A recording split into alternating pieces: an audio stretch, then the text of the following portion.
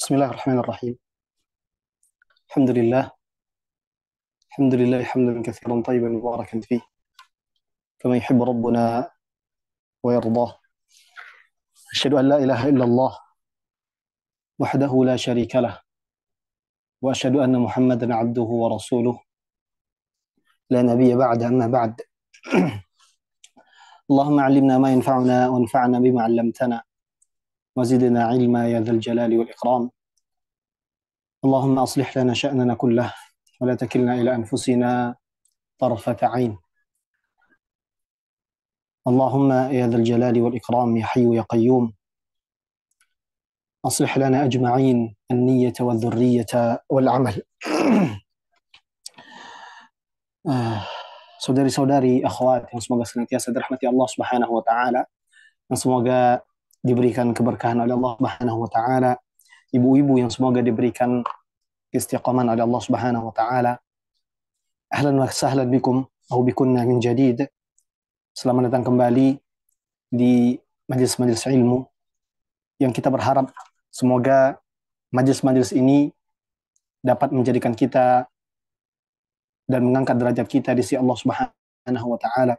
Sebagaimana hadis yang sudah sering kita ulang dan kita dengarkan, hadis yang diriwayatkan oleh Imam Muslim dari sahabat Abu Hurairah radhiyallahu taala anhu, ketika beliau menjelaskan tentang adanya utusan-utusan Allah Subhanahu wa taala dari para malaikat yang datang khusus untuk mendatangi majlis-majlis ilmu, kemudian melihat apa yang dilakukan oleh orang-orang di majlis ilmu tersebut. Kemudian nanti dikabarkan oleh para malaikat tersebut kepada Allah Subhanahu wa taala. Kemudian terjadilah percakapan antara malaikat dan Allah Subhanahu wa taala. Kemudian dijelaskan pula dalam hadis tersebut bahwa banyak sekali keutamaan-keutamaan yang akan mereka dapatkan, yakni orang-orang yang duduk di majelis ilmu. Dan juga semoga majelis ini termasuk di dalam hadis yang disebutkan oleh Rasulullah sallallahu alaihi wasallam, wa majtama'a qaumun fi baitin min buyutillah, dan di dalam riwayat lain tidak disebutkan fi baitin min buyutillah, hanya umum majtama'a qaumun yatluna al-Quran yatadarasunahu bainahum, di dalamnya mereka mempelajari Al-Quran, kemudian saling menasihati, mempelajari sunnah Nabi Muhammad sallallahu alaihi wasallam, kecuali melainkan mereka akan mendapatkan keistimewaan-keistimewaan dari Allah Subhanahu wa taala. Alhamdulillah wa tifiddin, kita kembali dipertemukan oleh Allah Subhanahu wa taala di pekan kedua ya dari bulan Syawal, dan semoga Allah Subhanahu wa taala menerima amal ibadah kita selama bulan Ramadan. Taqabbalallahu minna wa minkum. Semoga Allah Subhanahu wa taala menerima amal ibadah kita, apapun yang kita kerjakan selama bulan Ramadan, dari kebaikan-kebaikan, baik itu salat, puasa, ya, sedekah, atau memberikan ilmu. Semoga Allah Subhanahu wa taala semua terima. Juga sekedar mengingatkan bahwasanya para sahabat dan para salafun salih, ketika mereka keluar dari bulan Ramadan, mereka akan mengulang-ulang doa agar amal mereka selama bulan Ramadan diterima oleh Allah Subhanahu wa taala. Setelah 1 bulan lamanya mereka berjihad melawan diri mereka sendiri, mereka melawan rasa malas, mereka meningkatkan kualitas dan kuantitas amalan mereka. Usai dari semua kebaikan-kebaikan tersebut, mereka meminta pengkabulan atas setiap amalan yang mereka kerjakan di bulan Ramadan tersebut. Ini yang harusnya kita pelajari dan kita sama-sama tiru, bahwasanya para salaf sangat takut di amalan mereka sangat banyak, akan tapi mereka sangat takut amal mereka tidak diterima oleh Allah Subhanahu wa taala. Para salafun salih menjelaskan juga di antara tanda-tanda amalan kita diterima adalah kebaikan atau amalan kebajikan yang terus kita lakukan walaupun kita bukan berada di musim kebaikan. Kita kalau terima Ramadan, ya, salah satu indikator bahwasannya puasa kita terima Allah Subhanahu wa taala, kita dimudahkan oleh Allah Subhanahu wa taala untuk melaksanakan puasa-puasa sunnah yang lainnya, karena hati orang yang beriman tersebut masih berada di luar Ramadan. Dia ingin menghidupkan Ramadan di hatinya, bahkan di luar Ramadan tersebut. Bagaimana perasaan dia ketika menahan lapar dan dahaga di siang hari, kemudian menghidupkan malam-malamnya di malam hari. Dia akan terus beribadah, beramal sebagaimana amalan dia di bulan Ramadan. bahkan sampai ketika mereka berada di luar bulan Ramadan. Mungkin kuantitas dari amal ibadah tersebut sedikit berkurang, akan tetapi rasa ingin dan rasa tamak terhadap nikmatnya berbuat ketaatan itu masih ada dan terus ada. Ini adalah salah satu tanda dan indikator bahwasanya amalan kita selama bulan Ramadan diterima oleh Allah Subhanahu wa taala, dan kita memohon kepada Allah taufik, mohon kepada Allah Subhanahu wa taala kemudahan agar Allah Subhanahu wa taala memudahkan kita untuk terus beramal kebajikan, beramal kebaikan, berbuat ketaatan bahkan di luar Ramadan. Terdapat pula ancaman yang disebutkan oleh para sahabat, para salafun salih, di antaranya adalah Imam Ibn Rajab Al-Hanbali rahimahullah taala dan kitab beliau Lataiful Ma'arif. Beliau menyebutkan di saat beliau ditanya, wahai Imam, manakah yang lebih baik, bulan Ramadan atau bulan Sya'ban? Maka beliau rahimahullah taala menjawab, kun rabbaniyan wa la takun ramadaniyan atau kama qala. Jadilah kalian, wahai teman-temanku, wahai sahabatku, wahai para pendengar sekalian, kata beliau, sebagai hambanya Allah Subhanahu wa taala, bukan hambanya Ramadan. Wa bi'sal qaum man la ya'rifu rabbahu illa fi Ramadan. Dan seburuk-buruk kaum, seburuk-buruk orang adalah mereka yang tidak mengenal Allah kecuali hanya pada bulan Ramadan. Mungkin di antara kita atau di antara saudara-saudari kita lihat begitu giat ya di bulan Ramadan. Kan tapi ketika keluar bulan Ramadan, mereka kembali pada hal-hal yang mereka berada di dalamnya sebelum bulan Ramadan. Dari maksiatnya, dari keburukan-keburukannya, mereka kembali kepada hal tersebut seakan-akan Tuhan yang mereka sembah di bulan Ramadan berbeda dengan Tuhan yang mereka sembah di luar bulan Ramadan. Nas'alullah salamata wal afiyah. Mintalah kepada Allah Subhanahu wa taala senantiasa untuk mendapatkan taufik darinya, mendapatkan kemudahan darinya. Ahbati fillah, kita kembali bersama dengan Al-Imam An-Nawawi rahimahullah ta'ala dalam kitab beliau At-Tibyan fi Adab Hamalatil Quran. Satu kitab yang ringkas, yang terdiri dari beberapa bab kecil, yang di dalamnya Al-Imam An-Nawawi rahimahullah ta'ala memberikan wasiat-wasiatnya kepada sekalian para penuntut ilmu secara umum. Memberikan wasiat-wasiatnya kepada sekalian para pengajar Al-Quran secara khusus dan juga para pembelajar Al-Quran secara khusus. Tentang bagaimana cara mereka bermuamalah dengan ilmu tersebut. Bagaimana cara mereka bermuamalah dengan ilmu tersebut. Dengan Al-Quran, dengan hadis dan dengan ilmu-ilmu agama yang lainnya. Agar keistimewaan-keistimewaan yang diharapkan oleh setiap para penuntut ilmu, keistimewaan-keistimewaan yang diharapkan oleh setiap para pembelajar Al-Quran, benar-benar bisa diraih dan benar-benar bisa didapatkan. Kita sedikit mengulang apa yang sudah pernah kita pelajari, ya, untuk sedikit mengulang atau sedikit mendatangkan hafalan-hafalan atau pelajaran-pelajaran yang sudah berlalu. Pada pembahasan yang pertama dari kitab ini, beliau rahimahullah ta'ala menjelaskan tentang keutamaan-keutamaan dari para pembelajar Al-Quran. Ya, mereka merupakan keluarga Allah Subhanahu wa ta'ala. Para pelajar Al-Quran ini akan ditinggikan derajatnya di sisi Allah Subhanahu wa ta'ala. Kemudian orang tua dan orang-orang sekeliling dari para pembelajar dan penghafal Al-Quran ini, ahli Quran ini akan mendapatkan syafaat kelak di sisi Allah Subhanahu wa ta'ala dikarenakan para ahli Quran ini. Kemudian selanjutnya beliau rahimahullah ta'ala menjelaskan apa saja cara dan jalan untuk menuju keistimewaan tersebut. Yang pertama kali beliau katakan dan beliau sampaikan dalam kitab ini adalah bahwa setiap keutamaan yang tadi disebutkan, yang ingin didapatkan oleh setiap para ahli Quran, setiap para pembelajar Al-Quran, setiap para penuntut ilmu, haruslah didahului dengan niat yang ikhlas, niat yang murni untuk Allah Subhanahu wa ta'ala. Kemudian beliau rahimahullah ta'ala menjelaskan tentang apa saja yang dapat merusak niat-niat seorang mukmin, niat-niat seorang yang Muslim, niat-niat seorang penuntut ilmu, yang dapat menghalangi dia dari impian yang dia inginkan.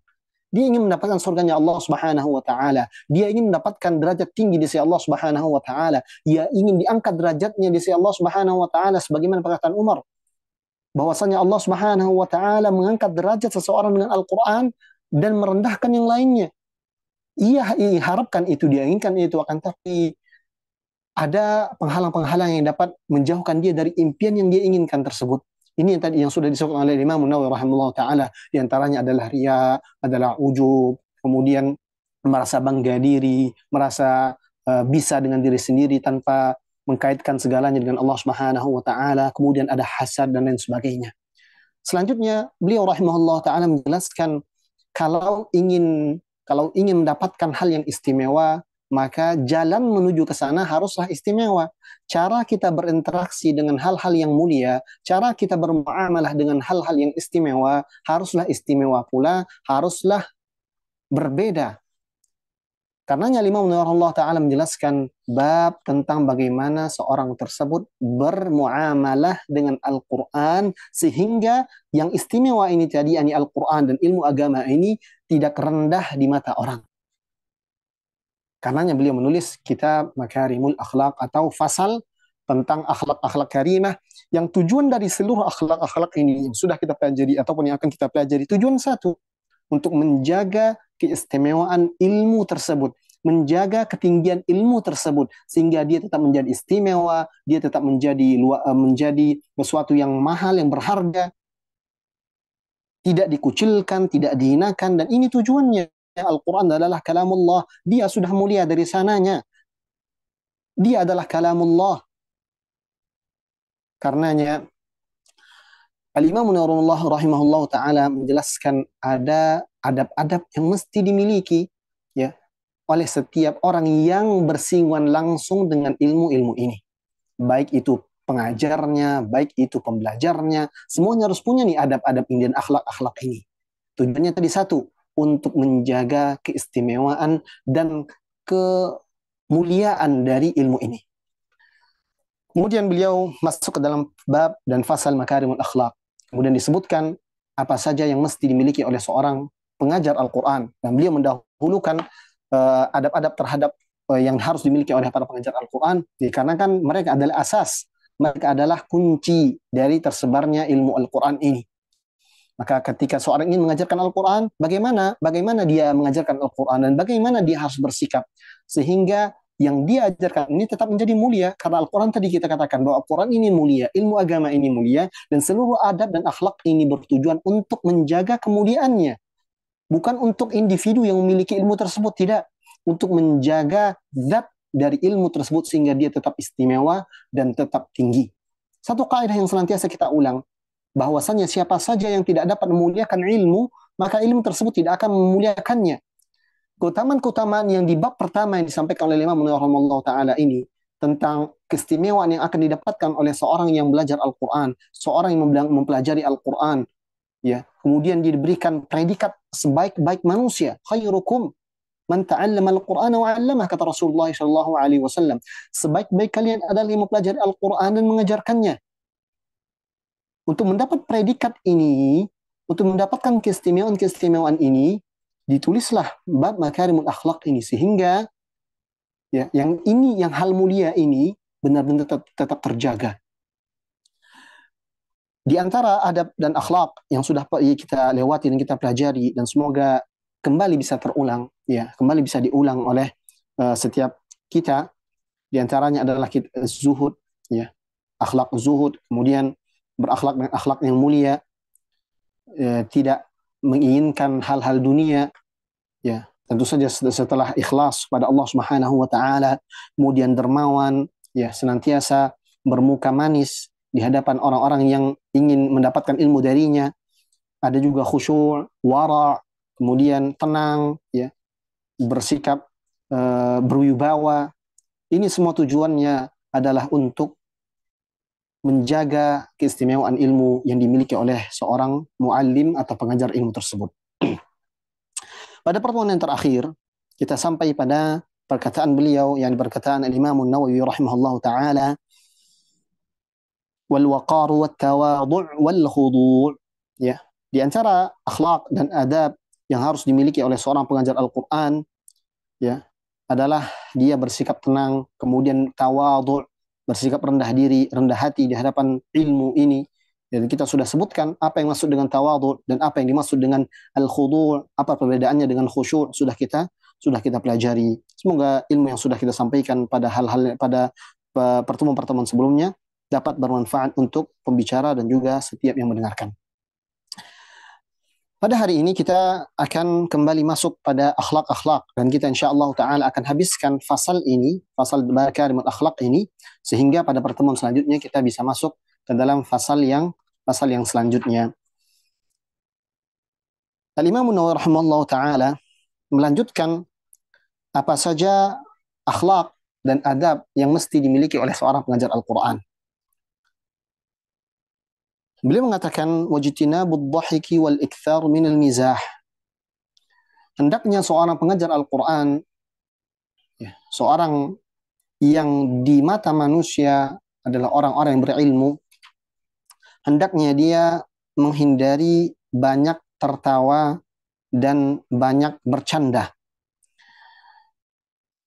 Ahbati fillah ikhwani fi din azanallahu wa iyyakum, para ulama dan para salaf menjelaskan bahwasanya canda atau tawa dalam proses menuntut ilmu ini seperti garam, kalmil.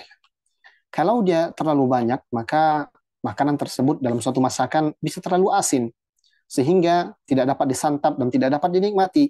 Kalau tidak ada, maka makanan tersebut bisa terasa hambar sehingga orang pun enggan, ya, atau merasa bosan untuk menikmati makanan tersebut. Begitu pula dengan canda tawa, ya, di dalam proses menuntut ilmu.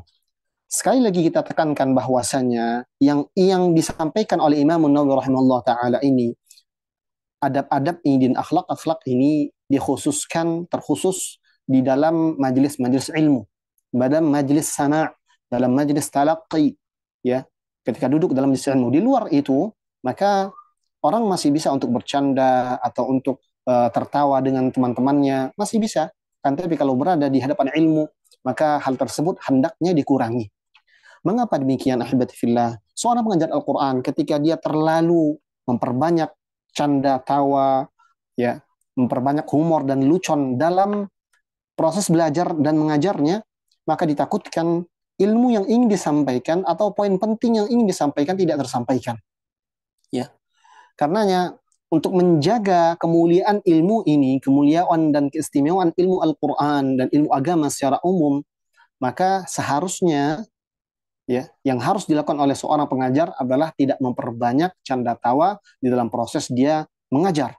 Agar apa yang ingin disampaikan ini benar-benar dapat dimengerti oleh para pendengarnya, oleh para muridnya, ya.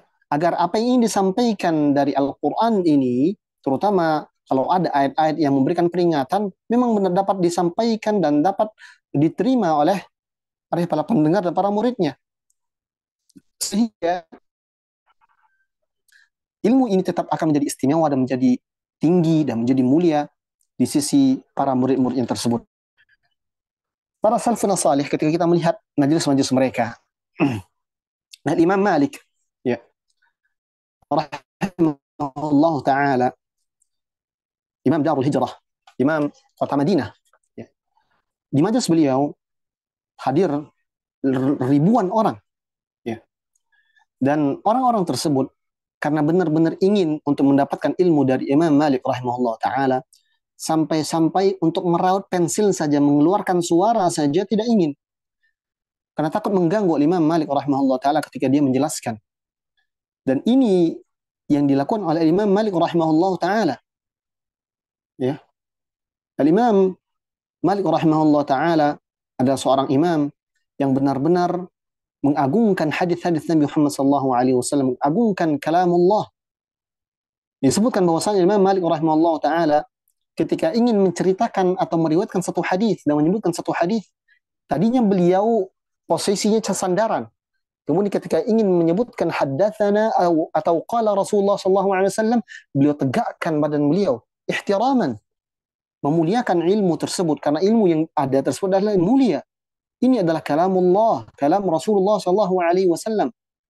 Sehingga ketika mereka melihat bahwasanya gurunya ini benar-benar memuliakan ilmu tersebut, memuliakan ilmu Al-Quran, ilmu sunnah, dan ilmu agama yang lainnya dimuliakan dengan cara dia benar-benar berhati-hati dalam menyebutkan riwayat, berhati-hati dalam menyampaikan ilmu tersebut, maka akan timbul dan tertanamlah di hati dan jiwa-jiwa murid tersebut bahwasanya ilmu agama ini, ilmu Al-Quran ini, ilmu sunnah ini adalah ilmu yang besar dan istimewa. Tugas seorang guru, ahibati fillah, akhwati fiddin, terutama antunna yang diberikan amanah untuk mengajar, terutama mengajar Al-Quran. Tujuan utama dari proses mengajar antunna ini, ahibati fillah, akhwati fiddin, dan kita sudah sempat sampaikan bahwasannya kita sudah samakan persepsi bahwa semua yang mendengarkan ini adalah pengajar Al-Quran, baik ilmunya sudah tinggi ataupun masih masuk atau baru belajar, semuanya adalah pengajar Al-Quran. Setiap siapapun yang memiliki ilmu, dia berkewajiban untuk menyampaikannya kepada orang-orang terdekatnya, maka otomatis dia adalah seorang pengajar Al-Quran. Tujuan kita ketika kita mengajarkan sesuatu kepada orang lain, terutama kepada murid kita, terutama kalau ketika kita belajar dan mengajarkan ilmu agama, baik itu Al-Quran, sunnah, dan ilmu-ilmu yang lainnya, bukan hanya sekedar proses perpindahan maklumat dari seorang guru dengan muridnya. Bukan hanya itu. Yang ingin dituju dari proses belajar mengajar, terutama dalam ilmu agama, adalah bagaimana murid yang menerima ilmu tersebut mengerti ilmu yang sedang dia pelajari adalah ilmu yang istimewa.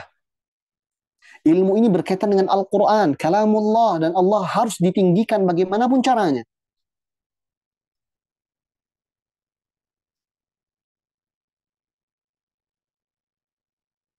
Kesalahan-kesalahan yang sering kita lihat di sekolah-sekolah, baik itu pesantren, atau bahkan di majelis ilmu, ketika kita melihat bahwasannya ilmu yang tersampaikan terkadang tidak mudah untuk diamalkan oleh murid-muridnya tersebut, atau apa yang disampaikan berbeda dengan apa yang dikerjakan, semuanya bermula dari ini. Ketika seorang mukmin, seorang muslim tidak bisa untuk mengagungkan ilmu yang Allah Subhanahu wa taala titipkan. Kalau orang itu bisa mengagungkan sesuatu, maka dia akan berusaha untuk mendekat dengan sesuatu yang istimewa tersebut. Ketika diajarkan tentang sunnah Nabi Muhammad SAW, kalau hanya sekedar perpindahan maklumat dari seorang guru pada muridnya, maka mungkin maklumat sudah tersampaikan. Misal, salat sunnah witir. Bahwasanya salat sunnah itu, salat witir tersebut adalah sunnah dan ditekankan terutama kepada para penuntut ilmu. Ketika maklumat ini sudah tersampaikan dan berpindah dari seorang guru kepada muridnya, maka proses belajar mengajar secara zahir sudah selesai. Akan tetapi kalau si guru tersebut menekankan bahwasannya ini sunnah dan sunnah harus senantiasa dimuliakan dan berada di atas kepala kita, bagaimanapun keadaannya ini sunnah yang harus bisa dikerjakan, murid tadi yang menerima tadi akan merasa bahwasannya ini sunnah dan sebisa mungkin harus dikerjakan karena ini mulia. Kemudian dia berusaha untuk mengerjakan amalan tersebut dan mengerjakan salat witir tersebut. Setelah itu barulah hakikat dari proses menuntut ilmu selesai. Kalau hanya perpindahan maklumat saja, apa bedanya orang belajar ilmu agama dengan orang yang belajar ilmu dunia yang lainnya? Di mana letak keistimewaan dari ilmu agama ini kalau bukan ada perpindahan maknawi dari ilmu yang tersampaikan? Kalau hanya perpindahan secara zahir saja, ya, yang disampaikan oleh ustadz kita tulis dari yang awalnya ada di pikiran ustadz atau di kepala ustadznya kemudian dipindahkan ke bentuk tulisan, ini perpindahan secara zahir saja. Tidak jauh berbeda dengan ilmu yang diserap oleh orang-orang yang belajar agak ilmu-ilmu dunia. Mana keistimewaan ilmu agama kalau perpindahan maknawi ini tidak terlaksana? Untuk menjaga agar ilmu tersebut senantiasa istimewa, senantiasa luar biasa, senantiasa berharga. Di dalam satu majelis diperlukan hal-hal yang seperti ini. Seorang guru tersebut menjaga wibawa dirinya agar ilmu yang dia miliki dan makna dari ilmu yang dia miliki ini bisa tersampaikan kepada murid-muridnya. Kurangi bercanda, kurangi banyak tertawa, terutama tertawa yang terbahak-bahak. Dan ini sangat kita sayangkan. Ya, ketika melihat di majelis-majelis ilmu, orang-orang tertawa terbahak-bahak. Kalau sekali dua kali masih bisa kita maklumi. Kalau setiap kajian, setiap majelis demikian, mana marwah, mana wibawa dari ilmu tersebut. Ini adalah tugas seorang pengajar, tugas seorang guru, tugas seorang yang menyampaikan untuk memindahkan keistimewaan ini sehingga benar-benar bisa terjaga. Maka jauhi hal-hal yang dapat merusak keistimewaan ilmu yang telah Allah Subhanahu wa taala titipkan kepada kita. Kemudian beliau lanjutkan, wa mulazamatul wadhaif syar'iyyati, dan hendaknya seorang pengajar Al-Qur'an senantiasa sebisa mungkin dan semaksimal mungkin dia mengerjakan hal-hal yang berbau syariat, baik itu wajib ataupun sunnah. Wadhaif syar'iyyah yang disebutkan oleh Imam rahimahullah taala di diksi ini atau di pernyataan ini adalah maksudnya adalah berbagai macam bentuk ibadah. Kemudian selanjutnya beliau menjelaskan apa saja bentuk ibadah-ibadah tersebut, seperti katanzif biizalatil awsakh wasyu'ur allati warada syar'u biizalatiha.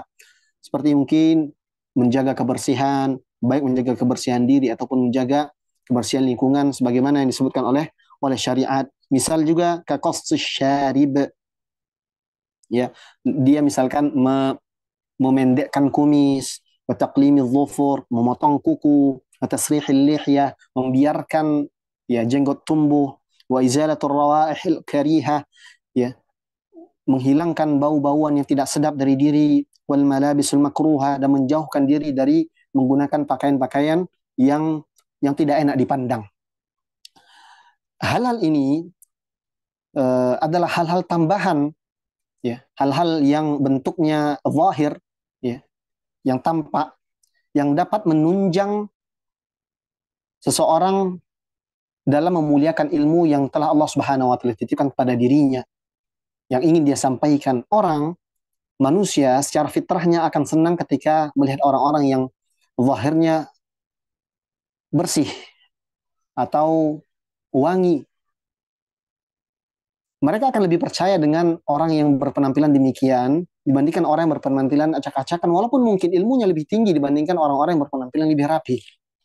Karena perlu seorang pengajar, seorang guru untuk berpenampilan yang elok dipandang, ya, bukan hanya untuk bukan untuk dirinya sendiri, akan tapi untuk menjaga keistimewaan ilmu yang Allah Subhanahu wa taala titipkan. Ahbati fillah, akhwani fiddin, azanallahu wa iyyakum. Kita ulang-ulang berkali-kali bahwasanya tujuan kita belajar adab dan akhlak dalam menuntut ilmu ini pertama-tama bukan untuk meninggikan kita di hadapan manusia. Ini harus kita catat penting. Kasih note, garis bawahi bahwasanya kita belajar adab dan akhlak bukan untuk diri kita. Diri kita ini taba atau mengikuti. Diri kita ini adalah alasan kedua kenapa kita belajar adab dan akhlak. Yang pertama, yang paling utama ketika kita belajar adab dan akhlak dalam menuntut ilmu ini adalah untuk menjaga kemuliaan ilmu ini. Karena ini adalah ilmu yang berdasarkan atau yang bermula dari Allah Subhanahu wa taala dan nabinya sallallahu alaihi wasallam. Maka harus kita jaga itu sebagai bentuk ta'zim kita kepada Allah Rabbul Izzati wal Jalalah, dan juga takrim kita kepada Rasulullah sallallahu alaihi wasallam. Maka ini akan senantiasa kita ulang-ulang. Amalan-amalan atau perbuatan-perbuatan ini tadi, bebersih atau memilih pakaian-pakaian yang enak dipandang, ya, tidak mesti bagus, tidak mesti baru, Ya, tidak mesti kinclong senantiasa, atau kalau akhwat ya ummahat punya pakaian abaya yang cantik dan sebagainya, tidak perlu. Yang penting layak untuk dipakai, kemudian wanginya sedap untuk dihirup, ya tidak tidak bau. Bagaimana seorang guru yang berpenampilan tidak elok, kemudian tidak pandai menjaga diri, ya bau badannya tersebar, gimana dia ingin menyampaikan ilmu? Bagaimana orang akan bahasanya akan respect sama nih orang, sama guru ini, kalau hal-hal zahir ini saja tidak dapat membuat murid tersebut jatuh hati. Rasulullah SAW dan syariat mengajarkan kita untuk pandai untuk menjaga diri. Rasulullah SAW adalah orang yang paling wangi. Dan ini disampaikan oleh para sahabat radhiyallahu alaihim ajma'in. Pandai sekali beliau sallallahu alaihi wasallam untuk menjaga dirinya. Ini akan membuat orang tertarik. Sehingga mengatakan bahwasanya syariat Islam ini adalah syariat yang bersih. Syariat Islam ini adalah syariat yang luar biasa. Orang-orang yang benar-benar menerapkan sunnah Nabi Muhammad SAW akan tampak dari kesehariannya. Bagaimana dia menjaga kebersihan dirinya, menjaga kebersihan sekelilingnya. Sehingga akan muncul di diri orang tersebut secara tidak langsung bahwa syariat ini adalah syariat yang menuntun kita kepada jalan kebaikan. Kalau Allah Subhanahu wa taala berhidayah, dia akan dapatkan hidayah tersebut sehingga dia tambah yakin bahwasannya ini adalah manhaj yang hak, ini adalah agama yang hak, dimulai dari zahir dan mata manusia. Ini adalah fitrah manusia.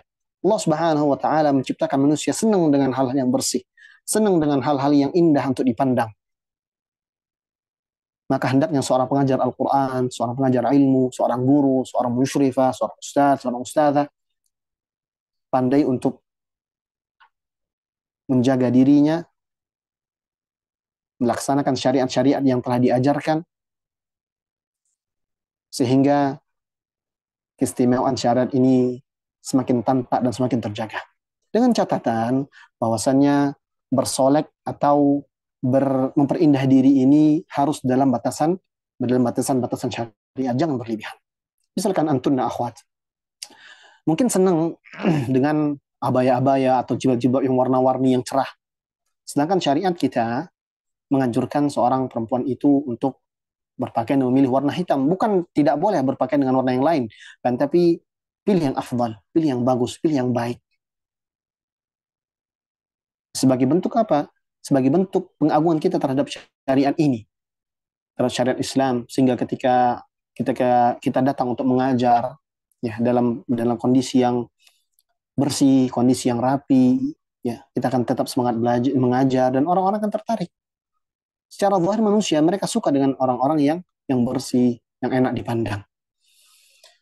Kemudian beliau rahimahullah taala melanjutkan perkataannya dengan menjelaskan beberapa poin-poin penting yang harus dihindari, ya, yang harus dihindari seorang pengajar Al-Qur'an, seorang pengajar ilmu. Beliau mengatakan wal yahdhar kullal hadar min al-hasadi wal riya'i wal ujub wa ihtiqari ghairihi wa in kana dunah. Berhati-hati dan hendaklah seorang pengajar tersebut berhati-hati terhadap hasad, jangan sampai dia terjatuh pada penyakit hasad. Dan hasad sudah pernah kita sebutkan bahwasanya hasad adalah menginginkan kebaikan yang ada pada orang lain, ya, kemudian menginginkan kebaikan yang ada pada orang lain tersebut hilang dari orang tersebut. Kemudian riya, ya, hal-hal ini sudah pernah kita sebutkan juga pada pertemuan-pertemuan sebelumnya. Hati-hati dari riya, ya, beramal atau berbuat kebaikan, ya, dengan niat agar orang lihat. Ini perlu sedikit kita beri wakfah di sini. Harus kita berikan perhatian sedikit pada permasalahan riya ini. Ikhwan fillah azallahu wa iyyakum. Tadi kita sebutkan bahwasannya di antara bentuk cara kita untuk menjaga keistimewaan atau kemuliaan ilmu yang ada pada diri ini, pada yang Allah Subhanahu wa taala berikan, yang Allah Subhanahu wa taala titipkan kepada kita, adalah kita dengan cara menampakkan hal-hal terbaik yang ada pada diri kita. Hanya ada benang tipis yang membedakan antara ria dan mengerjakan sunnah bersolek atau sunnah berhias tadi atau sunnah memperbagus, ya, dengan tujuan untuk menjaga kemuliaan syariat ini, menjaga kemuliaan ilmu ini. Hanya ada benang tipis yang membedakan antara hal tersebut dengan ria. Maka yang dapat kita lakukan ketika kita melaksanakan hal-hal tersebut, ya, niatkan semuanya sebagai bentuk ibadah kepada Allah tabaraka wa taala. Pasti akan dilihat oleh manusia. Ya, kita memang sengaja untuk melakukan sunnah-sunnah tersebut agar memang terlihat bahwasanya ini syariat adalah syariat yang mengajarkan kebaikan, syariat yang mengajarkan kebersihan misalnya. Akan tapi tetap kita diperintahkan untuk menjaga jiwa kita, menjaga hati kita agar tidak terjatuh kepada permasalahan ria. Mungkin akan sulit, akan tapi ingat yang sulit ini pahalanya gede, pahalanya besar, pahalanya istimewa yang Allah Subhanahu wa taala sudah persiapkan. Kemudian beliau lanjutkan wal ujub. Jangan sampai seorang pengajar Al-Qur'an tersebut merasa hebat, merasa sudah melakukan banyak hal, ya. Kalau bukan karena saya mungkin halaqah ini tidak jalan dan sebagainya. Jangan sampai ada ujub dengan amal-amal yang sudah pernah kita lakukan. Ujub ini ahibati fillah dapat menghancurkan, ya, menghancurkan amal-amal ibadah sebagaimana api melahap dedaunan kering. Begitu cepat. Ujub ini kalau tidak langsung kita tepis, tidak langsung kita buang, dia dapat merusak semua amal-amal kita. Pada pertemuan terakhir sebelum pertemuan ini kita sebutkan bagaimana para salafun salih di di saat mereka berada di musim-musim kebaikan, mereka takut amal mereka yang banyak ini tidak diterima oleh Allah subhanahu wa ta'ala. Maka hati-hati dengan ujub. Bagaimana cara kita melawan ujub ini ketika dia datang pada diri kita, ketika kita merasa bahwasannya saya sudah beramal banyak, sudah berbuat banyak untuk Islam dan kaum muslimin. Sadarilah bahwasanya setiap kemudahan tersebut, setiap amal-amalan tersebut bukan dari diri kita, akan tapi semuanya dari Allah Subhanahu wa taala. Dan sadari pula bahwasanya tidak semua amalan tersebut yang sudah kita lakukan terjamin bahwasanya amalan tersebut diterima oleh Allah Subhanahu wa taala. Dengan meyakini hal ini dan menghadirkan hal-hal ini di saat ujub itu datang, semoga dia dapat mengenyahkan ujub dari diri seorang muslim. Kemudian beliau melanjutkan dan jangan sampai seorang pengajar tersebut ihtiqara ghairihi, dia merendahkan orang lain. Walaupun orang tersebut berada di bawahnya. Misalnya, jangan sampai seorang guru untuk merendahkan murid-muridnya. Kalau kedapatan murid-muridnya itu tidak mudah untuk menangkap pelajaran, jangan direndahin. Ini salah satu adab dan akhlak yang harus dimiliki seorang pengajar Al-Quran, seorang pengajar ilmu agama, ya. Dan tentunya pada segala macam lini ilmu yang lainnya. Jangan rendahin murid. Ini bukan hanya agama kita yang mengajarkan bahwa orang-orang yang berkecimpung di dunia pendidikan menyampaikan hal yang sama. Orang secara fitrahnya dia tidak senang ketika dia direndahkan. Ketika seorang sudah direndahkan, biasanya dia tidak ingin lagi mendengar tuh dari orang itu. Maka hati-hati.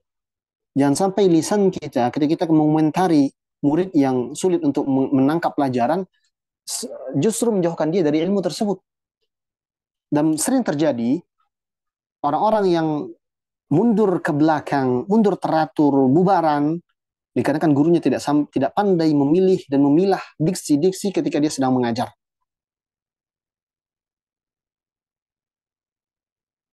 Kembali lagi pada adab-adab yang sebelumnya tentang bagaimana seorang guru tersebut harus sabar ketika dia mengajarkan ilmu.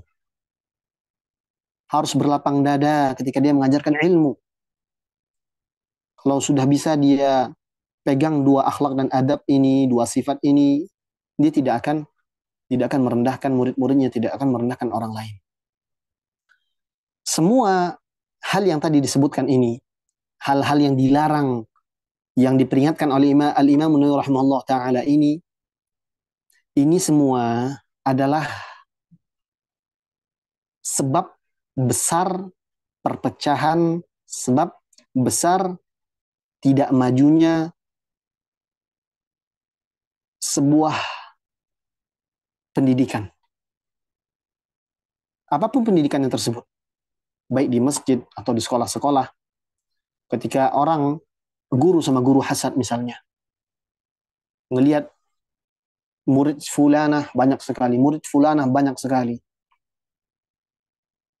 timbul hasad pada dirinya, muncul nanti keinginan untuk merendahkan fulanah tersebut, merendahkan ustadz fulan, karena dia ada hasad di dirinya, atau ujub, ketika dia merasa hebat dengan dirinya, dia akan merendahkan orang lain yang belum sampai pencapaiannya sejauh pencapaian dia. Ini adalah penghalang dakwah. Dan tentu saja ini adalah penghalang untuk seorang pengajar Al-Quran mendapatkan keutamaan yang sudah disebutkan, keistimewaan yang sudah disiapkan. Dan tentu saja kita semua tidak ingin apa yang kita inginkan, kita terhalang dari hal tersebut. Lima Allah Ta'ala melanjutkan, وَيَنْبَغِي أَنْ يَسْتَعْمِلَ الْأَحَادِيثِ الْوَارِدَةِ فِي التَّسْبِيحِ وَالتَّهْلِيلِ وَنَحْوِهَا مِنَ الْأَذْكَارِ وَالدَّعَوَاتِ.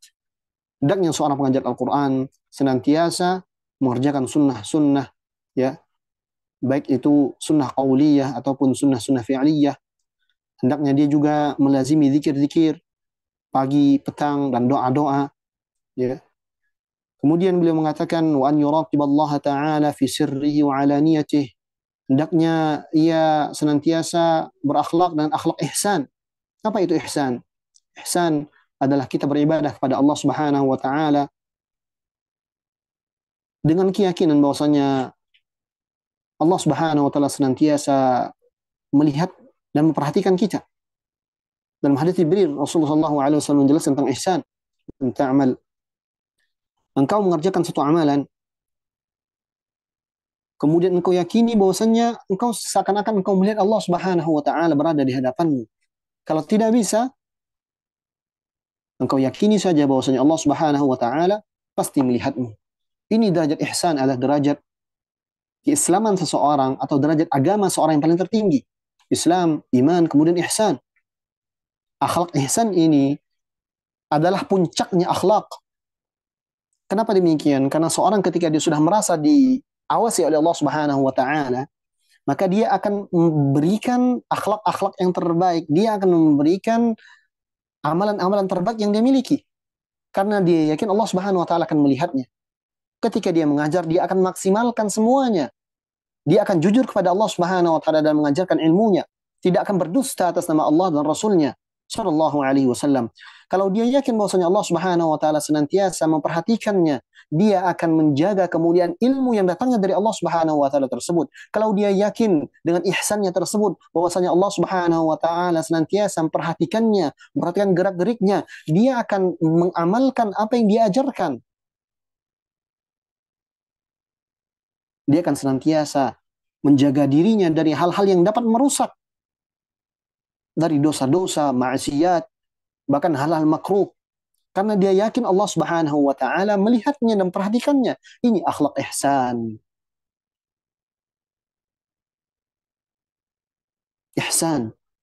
Ketika seorang tersebut sampai pada derajat tertinggi ini, maka semua yang disebutkan dari akhlak-akhlak ini pasti bisa dia kerjakan. Karena dia tahu dan faham bahwasanya Allah pasti melihatnya dan dia berusaha untuk memaksimalkan apa yang dia miliki, memaksimalkan akhlak-akhlak yang sudah dia pelajari. Dia pasti kerjakan karena dia yakin Allah melihatnya. Ini puncak dari segala akhlak. Ketika seorang tersebut berakhlak, bukan hanya dengan makhluk, bukan hanya dengan murid-murid yang ada di sekitarnya, akan tetapi dengan Rabbuna, Rabbul Izzati wal Jalalah. Ini puncak ketinggian akhlak ketika seorang tersebut pandai dan tahu cara berinteraksi dengan Rabbnya, Allah Subhanahu wa ta'ala. Ini akhlak ihsan. Kalau sudah sampai pada derajat ini, bisa kita katakan bahwa seluruh akhlak-akhlak yang lainnya pasti bisa dan mudah untuk dia kerjakan. Kemudian beliau rahimahullah ta'ala mengatakan, wa yuhafidh ala dhalik. Kemudian dia senantiasa menjaga dirinya berada pada derajat ihsan, senantiasa berakhlak ihsan.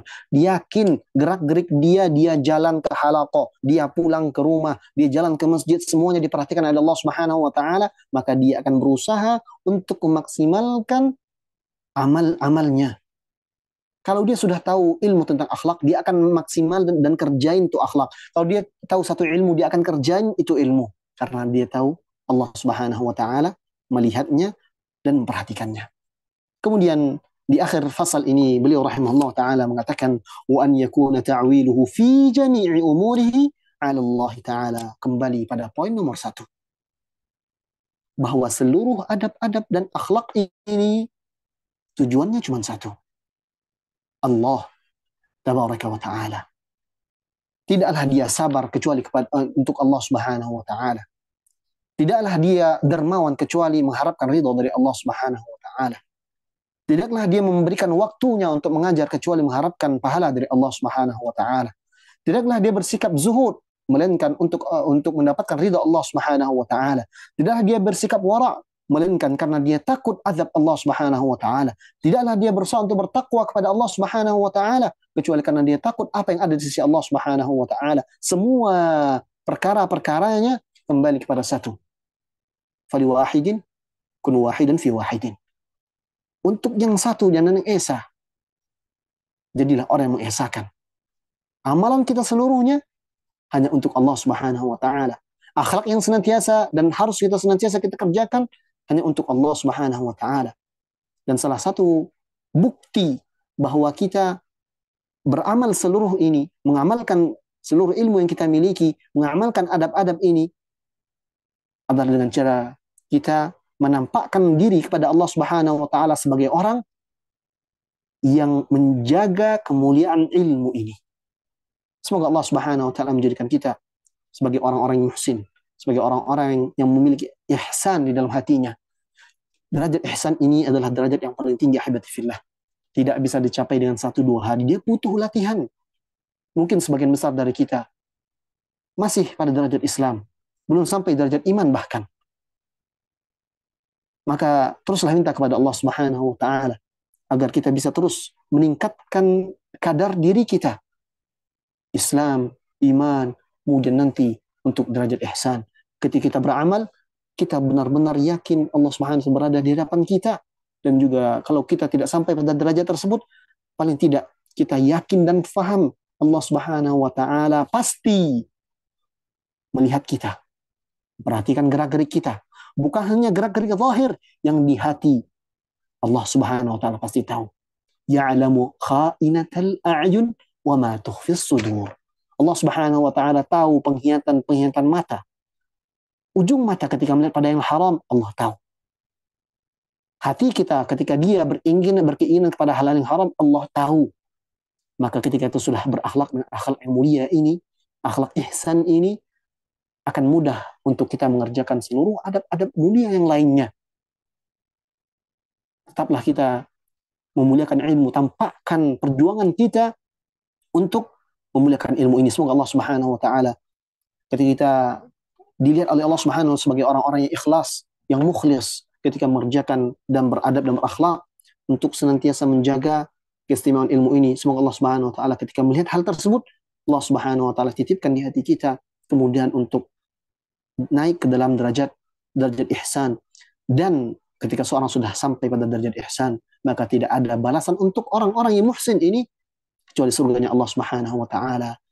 Dan kita semua tahu bahwa ayat-ayat yang ada dalam Al-Qur'an yang berkaitan dengan nikmat-nikmat Allah Subhanahu wa taala, di mayoritas ayat tersebut mengatakan lil muhsinin, untuk orang-orang yang punya ihsan. Semoga Allah Subhanahu wa taala berikan taufik kepada kita semua untuk bisa mengamalkan apa yang sudah kita pelajari.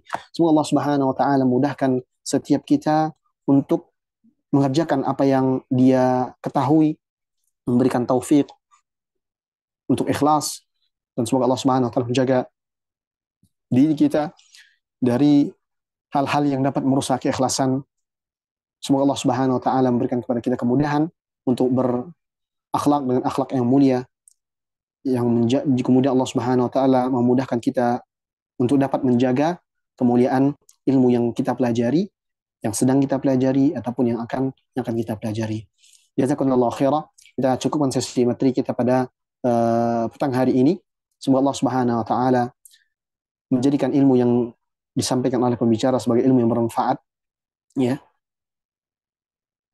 Kita ingatkan kembali bahwa di antara tujuan kita belajar ini adalah agar ilmu tersebut bisa kita amalkan dalam keseharian-keseharian kita. Mungkin akan sulit ketika di awal kita berusaha untuk mengamalkan ilmu, kan, tapi semoga Allah Subhanahu wa taala mudahkan kalau kita jujur ingin mengamalkan ilmu yang sudah kita pelajari. Allah Subhanahu wa taala akan bantu. Jazakumullah khairah. Terima kasih sudah menyimak bersama. Semoga Allah Subhanahu wa taala membalas kebaikan antunna, kebaikan ibu-ibu sekalian, saudari-saudari sekalian. Tetap semangat berada di jalan kebaikan, ya. Antunna adalah orang-orang terpilih, ya. Orang-orang yang Allah Subhanahu wa taala pilih untuk menjadi orang-orang terbaik. Khairukum man ta'allama al-Qur'ana wa 'allamah. Walaupun antunna baru masuk, kelas apapun antunna, level apapun antunna adalah orang-orang yang Allah Subhanahu wa taala pilih. Dan kepada para musyrifah, kepada para guru-guru, ustaz dan ustazah, tetap ngajar, ajarkan hal-hal yang terbaik, kemudian ikhlas dan jaga hati, ya, dari hal-hal yang dapat merusak keikhlasan. Karena tugas antunna mulia, ini amanah dari yang Allah Subhanahu wa taala berikan, dan jangan sampai kita menyia-nyiakan amanah yang sudah Allah Subhanahu wa taala berikan. Kami tutup dengan doa kafaratul majlis, dan kami mohon maaf tidak ada sesi tanya jawab pada sesi kali ini. Semoga di lain waktu kita bisa membuka sesi tanya jawab. Barakallahu fikunna. Subhanakallahumma wihamdika asyhadu an la ilaha illa anta astaghfiruka wa atubu ilaik. Wa sallallahu wasallam ala nabiyyina Muhammadin wa ala alihi wa sahbihi wasallam. Assalamualaikum warahmatullahi wabarakatuh.